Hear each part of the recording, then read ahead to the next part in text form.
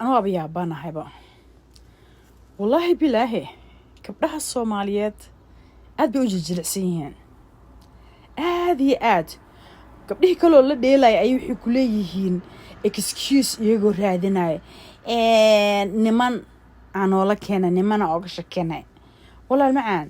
gabdho ma ahan niman ma ahan waa gabdho because you know why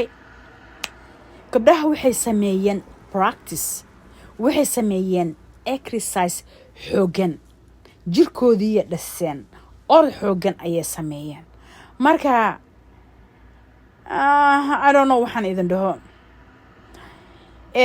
waxaana eersana ana idinkii ma idin eersanay because gabar rabto inay yani hobbigeedii noqdo inay sports ay noqoto oo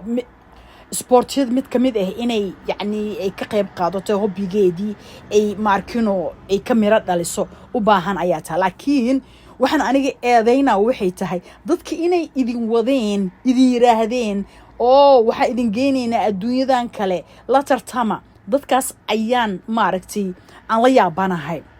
waxaan ula yaabanahay waxay tahay yani haddii adduunka aad fiirsan laheedeen ciyaartooyda haddaad fiirsan laheedeen oo ciyaaraha adduunyada ka dhacaysa aad fiirsan laheedeen gabdhihii ay arki lahaayeen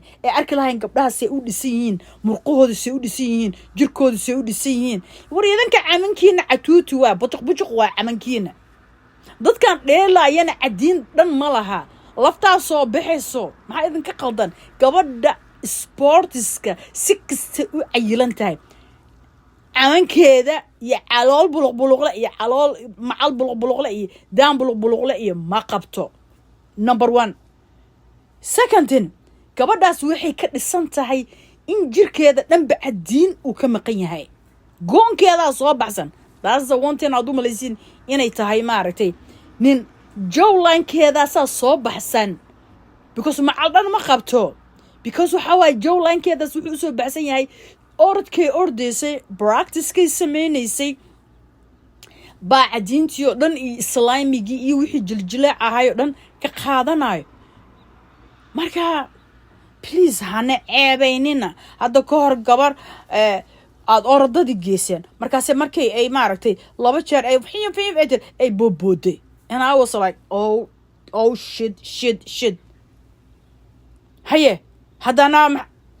kaalay idinku I don't know wallahi I have no idea no clue gabdhihii aad diraysaan orodaa geehayseen gabadhii wax ay ka haysato xitaa waaye arag